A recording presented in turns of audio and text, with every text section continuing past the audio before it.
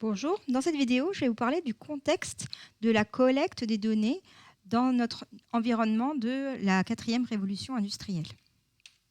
Donc, tout d'abord, peut-être quelques clarifications ou explications de ce terme que vous découvrez peut-être.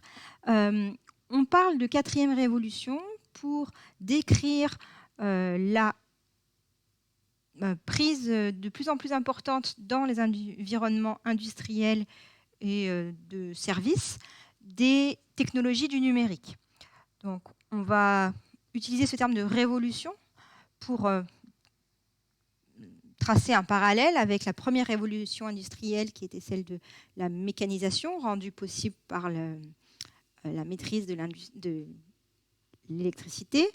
La deuxième révolution industrielle basée sur la mécanisation avancée, la mise en place des lignes de production de type fabrication de masse.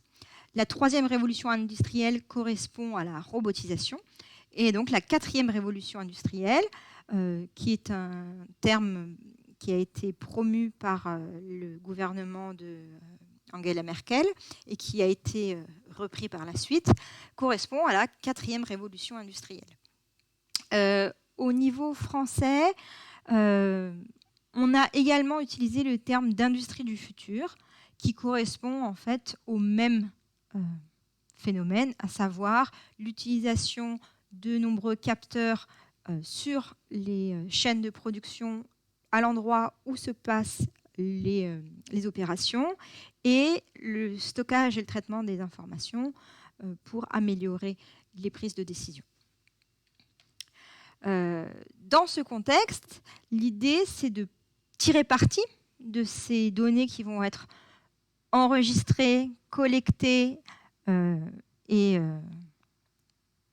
ces opérations sont coûteuses.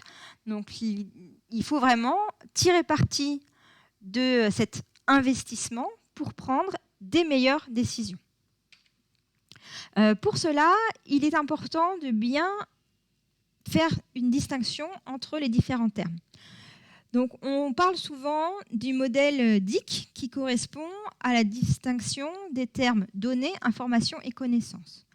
Donc, au plus bas niveau de cette pyramide, on trouve les données qui sont des enregistrements bruts de chiffres et de faits. Donc, ce sont ce type d'enregistrement que l'on va pouvoir trouver dans des bases de données.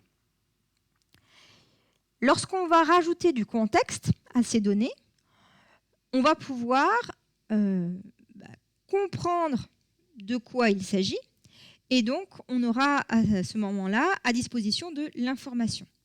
Et c'est cette information qui, mise en commun dans l'esprit d'un être humain, mise en commun avec des savoir-faire, des informations qui proviennent d'autres sources, des expertises, va permettre de générer de la connaissance.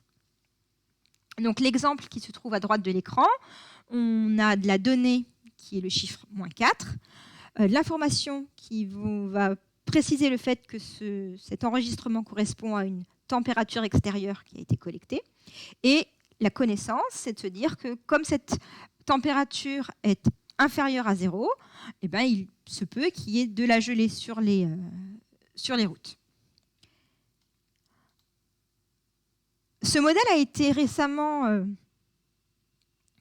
enrichi pour prendre en compte l'usage de cette connaissance. Donc, savoir que les rues sont potentiellement gelées, givrées, c'est bien. Mais ce qui est intéressant, et ce qui va être d'autant plus intéressant lorsqu'on est en position de prise de décision, c'est de prendre les bonnes mesures qui vont intégrer cette connaissance. Et notamment le fait de conduire prudemment parce qu'on sait que les rues vont être gelées. Et c'est ça qui va nous intéresser ici, à savoir utiliser les données brutes pour prendre des décisions qui vont être plus pertinentes dans la gestion de production. À chaque fois, on va faire une hypothèse forte qui n'est pas tout le temps explicite, mais qui est tout le temps présente. C'est de faire cette hypothèse que le passé va être répété dans le futur. Et les données qu'on aura enregistrées dans le passé, les informations qu'on aura construites dans le passé, la connaissance qu'on aura générée grâce à ces informations dans le passé vont nous permettre de prendre des décisions pour le futur avec cette hypothèse qui est forte, mais qui est la seule qu'on peut faire, que ce qu'on a appris va nous servir à être meilleur dans le futur.